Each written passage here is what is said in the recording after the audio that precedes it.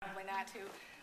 For those of you who know me as Lynn Fay, I thought that sounded like a romance writer, so I write under my maiden name, Allie Kimball. This is from my new novel I'm working on now. It's 3 generations of women, and I thought I would introduce it, but I think I'll just go for it. Okay, here we go. You ready? Yes. Norna helped in the shed. She was good with the flushing tools. Sam would come in with his catch, maybe a coyote, a red fox, a raccoon. There was no freezer or easy way to protect the carcasses, so the animals would have to be tended to immediately. As soon as an animal's fur was dry, the big Indian made the cuts from one back foot to the anus, around to the other back foot, and removed the skin like you would a bulky sweater. Coyotes were reluctant to lose their hide and had to have more cuts made on the forelegs before it could be peeled off the reluctant forms. But it would be Norna who would stand at the flushing beam, holding the skin in place with her belly, clasping the 2-foot-wide metal tool in each hand, pushing the flesh away from her in a scraping motion. The fat mounting in front of the tool like pinkish gray rice pudding. This would free him to adjust the stretching boards, and when Norna was finished with the pelt, he would then tack on nail the skin to the board. "What kind of traps do you use for what kind of animal?" she asked. Not an idle question.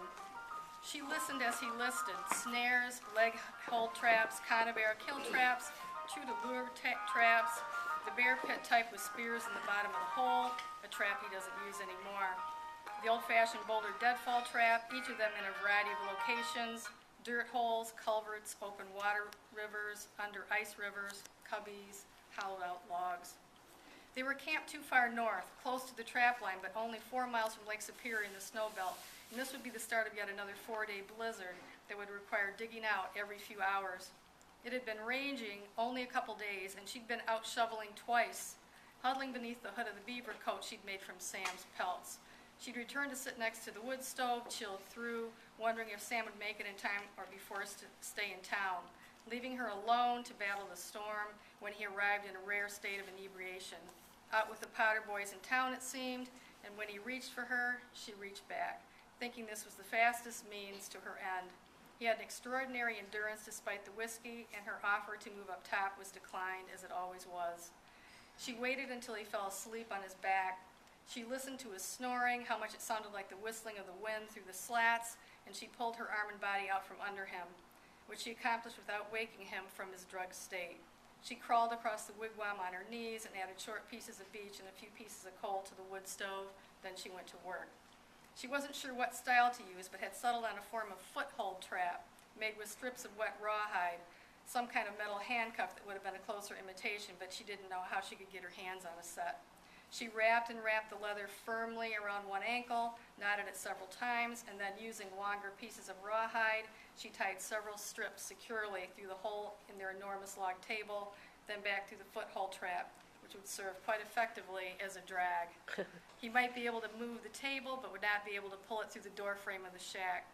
She decided one leg was enough, but since he was an animal of the human variety and she needed to harness his brain as well, she rolled him gently to his side and managed to bind his hands together firmly behind his back. The strips would tighten and harden like molten concrete to remediate any looseness in the bonds or inferiority in her knots.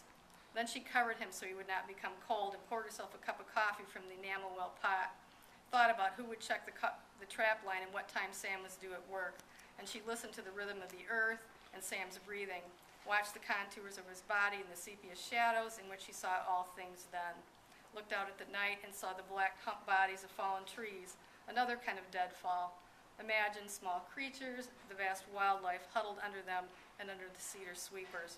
Thought about the pressing darkness that intensified the storm and waited for him to wake up, which he did about daybreak. He took one big heave in an effort to sit up, bound leg preventing it, and flopped back to his side. "What the hell's the deal, Norna?" he said. She hadn't considered what she'd say, an explanation for her actions, yet the look on his face told her he knew what this was about. There was no betrayal in his eyes, no accusation. Was it her imagination, or did he understand the nature of the game between them, that since he acted in accordance with his nature, she could act only in accordance with hers? She said nothing, and he watched her without speaking. She'd begun to sweat now, her fever rising with the day and the continuing storm. The room swam. and she felt she might fall off the stump on which she sat, and she leaned her head and body against the wall. She wasn't sure she hadn't dozed off. When she opened her eyes, Sam was still watching her, but his eyes had become small and fox-like, yet his countenance more bear-like, and she saw him clearly for the first time, and how easily things could have been reversed, and maybe still were. The big animal shifted in the trap. He pulled himself up on one knee, Norna loosened his trousers and held the bucket while he relieved himself. "Do you think this matters?" he asked her. "I don't know," she answered.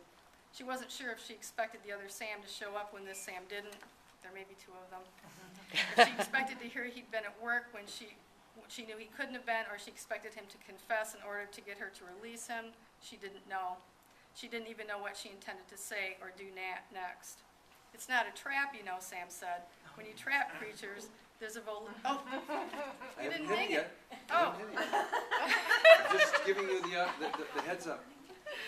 When you trap creatures, there's a volitional aspect to it. Animals decide to walk into the trap." "Oh," she said, "you set yourself right up for it." He was quiet for a minute. "True," he conceded. "But I suppose I choose not to recognize myself as being trapped. Suppose I choose to accept it as a sort of vacation."